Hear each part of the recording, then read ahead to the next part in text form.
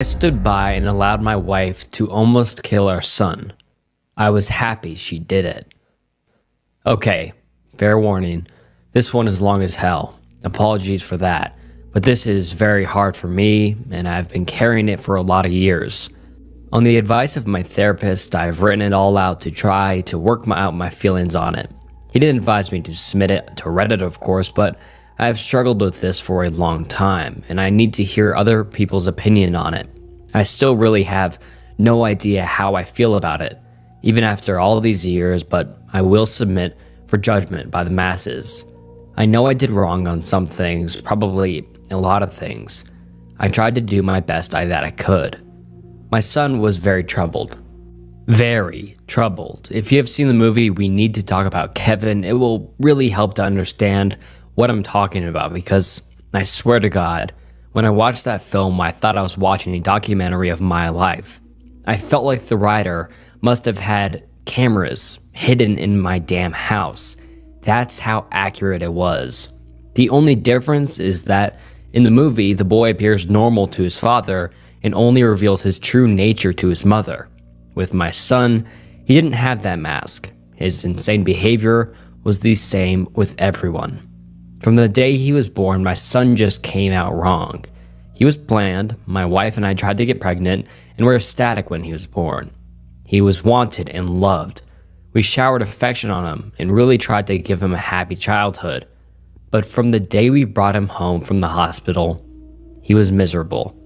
He cried for 13 months straight. I'm not exaggerating. 13 months without a break. He cried until he had no voice left and kept crying. You could see his little face scrunched up and no sound coming out, totally hoarse. There were times he would literally be crying in his sleep. I've never seen or heard of any other kids able to do that. We brought him to doctors, specialists, tried changing his diet, held him, rocked him, toys, swaddling, music, mobiles, everything we could think of. Nothing worked. 13 months of grading, grinding, no sleep, hell. Once he got over the crying stage, we thought we were out of the woods, but it quickly became clear that for some unknown reason, he was just angry at being alive. I never saw that kid have a genuine, joyous smile once in the time I knew him. I saw him grin a vicious, horrible grin many times, taking a perverse pleasure from causing pain or suffering or breaking a rule. But a smile from real pleasure at something nice? No, never. Not once. He had no interest in anything positive. He was fueled by hate, and everything he did was bent toward that. As soon as he could walk, his mission in life was to destroy things. He would break or try to break anything that came in his range, smash it, chew it, throw it in the toilet, whatever he could. After a while, he figured out how to get his diaper off and took great pleasure in shitting and pissing anywhere he could. After a while, he figured out he could hide it and started pissing and shitting in places we wouldn't find right away, grinding it into carpets, making it even more of a problem to clean, and making the house stink. When he got older, ages 9 to 15, he would piss and shit in our bed until we got a lock on our door and he wasn't able to get in anymore. Then he'd just take a dump in the hallway in front of our room. That biological warfare started around 2.5 years old, and he never grew out of it. I'll try to speed it up, as I could literally go on for days about this stuff, but as he grew older, he became more and more unmanageable. He would bite, kick, scream, scratch, and spit at anyone trying to do anything with him. He was kicked out of school twice before he was 9, then let him back in, and then kicked him out for good. He had to change schools. The next one put him in a special class that kept him away from the other students. We had to install a door and lock on the kitchen because he would steal knives and use them to gouge the walls/furniture or chase people with them. When he was 10, he stabbed me pretty good in the hip and ass. I still have the scars. As he grew older, he grew darker. He moved into setting things on fire and torturing local animals. There was a stray dog that hung around the park near our house. My son blinded it in one eye with a barbecue fork. He would dip cats' tails in gasoline and light them on fire. He became a violent, stinking, vicious beast that lived in our house. We couldn't do anything with him. I will take this opportunity to preempt the tsunami of messages. Yes, we had the kid in fucking therapy. He saw a psychiatrist twice a week and had God knows how many different medications prescribed to him over the years. Nothing worked. Therapy didn't work. Meds didn't work. Nothing fucking worked. He was like a poison cloud of hate and fury, lashing out at anything in his reach. When my son was 16, my wife got pregnant again. I can't tell you how different our reaction was. Instead of joy, we felt horror. This pregnancy had not been planned, and we were at a loss of what to do. My son had been such an unending nightmare for 16 years. We couldn't take the idea of starting again from the beginning. We talked a lot about terminating, but access to A was not as easy in those days as it is now, and B, my wife was very against it. We talked about many options. In the end, we decided that my wife would have the baby, and if it turned out evil, we would put it up for adoption. We knew we just couldn't do it again with another child like our son. We had a daughter. She was very normal. Suddenly, we saw what our lives should have been like the whole time. How things would have been had our son not been himself. She laughed at things. She breastfed without biting. She didn't have teeth yet anyway, but you could tell she was just trying to eat, not tear her mom's breast off. After 4 months, she was sleeping through the night. She was happy. She was normal. I can't describe the relief and happiness that we both felt. I don't have the words for it. This is where I believe I may have started really pulling back from my son. Up until that time, whatever mistakes I made, I had always tried my best to do my best for my son. I'm convinced of that. I tried to help him and love him and care for him. I really tried, but when my daughter was born, my wife and I both instinctively just turned toward her. She became our focus, not from malice, but just because she was so much easier. She was so happy and sweet. Every moment we were with her was just like magic. I understand this was wrong, but we honestly couldn't help it. I don't have a better explanation than that. My son hadn't given a shit about my wife being pregnant. I honestly don't know if he really understood it. But when we brought our daughter home, he started acting out even more. I didn't think it was possible, but he took it up another notch. At this time, he was 17, and we were having blowout screaming matches daily. Usually after we fought, he would storm out of the house and disappear for hours at a time, or come back the next morning. It was a relief. I started to actually look forward to our fights because it would get him away from us for a while. After the birth of our daughter, my relationship with my son was almost entirely gone. Our only real interactions were screaming at each other. My wife was even worse with him. She just had nothing left. By that time, if our son even came into the same room as her, she would just stop whatever she was doing and start screaming, "Get the fuck away from me, get away, get the fuck out," until he left. He started spending more and more time out of the house, which was a blessing for us. I have no idea what he got up to in the world, but we were just happy it wasn't being inflicted on us. As a consequence of our son's behavior, we had invested heavily in locks around our house. All of the cheap, thin interior doors in our home had been replaced with thick, dense wood doors that couldn't be kicked through, equipped with keyed locks that my wife and I carried keys to. I know it sounds extreme, but locks and heavy doors were the best way we had found to create safe spaces from them. And again, before I am inundated with messages, I was not locking my son in rooms like a prisoner. He had free reign of the house and could come and go as he pleased. My wife and I would lock ourselves in rooms to protect ourselves from him. If anything, we were the prisoners in our own home. On the day in question, I had fought with my son in the morning, and he had left the house in a rage. My wife and I were enjoying some peace and quiet in the kitchen while our daughter napped in our bedroom. And then my daughter began crying. Any parent who has young children can tell you, you get used to your child's cries, and you can tell after a while what they need. They cry differently if they are hungry, or need changing, or are just restless and want to be held. Babies can communicate pretty well before they can speak. The cry was none of those things. This cry was terror. The second we heard it, my wife and I were both up out of our chairs and running to the room. The door was locked, of course, and it took a few seconds to get the right key to get it open. My son was in the room. We lived in a bungalow, and the bastard had climbed in the window to get her. He was standing over her crib with a steak knife in his hand. I have no idea where he got it. It wasn't one of ours. We controlled our knives very carefully and always kept them in locked drawers. I think he may have stolen it from one of our neighbors' houses. He had broken her skin twice already, once in the belly area and once on her arm. I could see blood running down. When I entered the room, he was dragging the back of the knife down her face, not cutting, almost tickling her with it, teasing her while she screamed. He looked up at us and smiled. Before I knew what I was doing, I was already moving, running to put myself between them. I didn't think about it. I just moved instinctively. Even with that, my wife got there faster. It was like a movie on fast forward.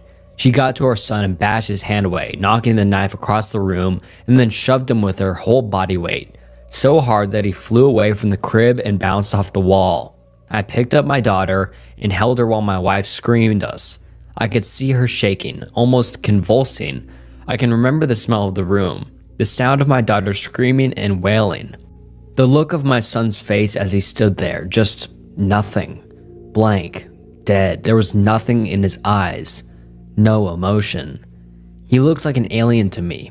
I watched my wife take a step forward. I could have reached out and stopped her, but I didn't. She stepped forward again, very close to him. I could have stopped her again, but I didn't. She waited, looking at him for maybe 3 to 5 seconds without moving, and then she punched him in the face. Now, until this point, you may have been picturing my wife as a typical woman, small frame, dainty, delicate.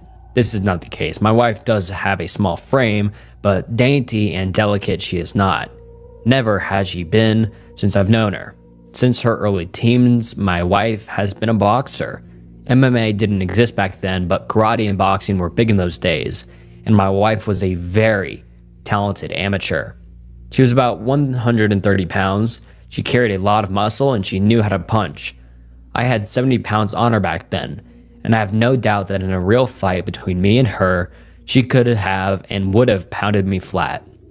Neither of us had ever laid a hand on her son in anger before, but something broke in her that day, and all the years of anger and pain and sorrow and frustration just came pouring out.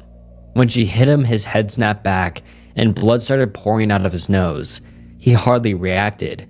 He just looked at her with this shocked expression like he didn't know how to process what had just happened. She waited another second, and then she hit him again. I could have reached out and stopped her. I could have dragged her out of the room, taken her away, calmed her. I didn't. I just stood there and watched him while she systematically started to pound him to a pulp. Every time he brought his hands to cover one part, she would blast him somewhere else. Body, head, over and over. He started screaming, crying out, yelling for her to stop. It's the most genuine reaction I'd ever seen him have to anything in his whole life, but she wasn't stopping. I watched her ramping up, hitting harder, faster, working him like a heavy bag. He tried to swing at her and she slipped him easily. She was on autopilot, sinking down into her training. I stood there watching for a minute. Then I turned my back on them and took my daughter out of the room. I brought my daughter to the kitchen and gave her a bath in the sink. I found that he had cut her a third time on the sole of her foot. All the cuts were superficial. I cleaned her up and held her until she calmed. I put polysporin and band-aids on her cuts. In our bedroom, I could hear my son screaming, calling my wife horrible names, telling her he would cut her head off and F her corpse.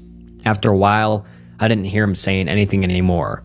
Didn't even hear him crying out. I assumed that he must have been knocked out, but I could still hear her beating him. That went on for a long time, long enough for my daughter to drift off to sleep in my arms. I just sat at the kitchen table waiting for her to finish. Finally, she came out and sat down across from me. Her hands were swollen and red. Her face and arms were splattered with blood. Her chest was heaving.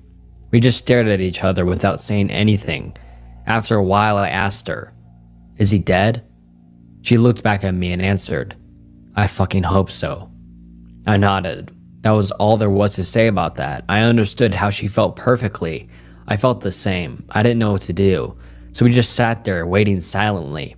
Eventually, my wife started crying and went to go take a shower. I just stayed where I was, holding our daughter. After a long while, I heard her moaning and sobbing coming from her room. It turned out that my son wasn't dead. I went in to see how bad it was, and it was pretty bad. I've never seen a more merciless beating laid out onto anyone, before or since. He was lying on the floor, rolling around with blood leaking out of his face, lying in a pool of vomit. His nose was squashed flat out across his face. Both of his eyes were completely swollen shut and starting to blacken already. I could see that a couple of his fingers were bent out at weird angles, and he had pissed his pants.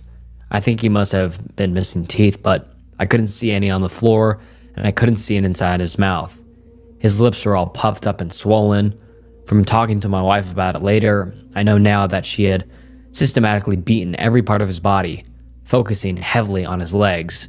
She told me she kicked him in the groin repeatedly until her legs got tired, and had kept beating his body long after he had passed out.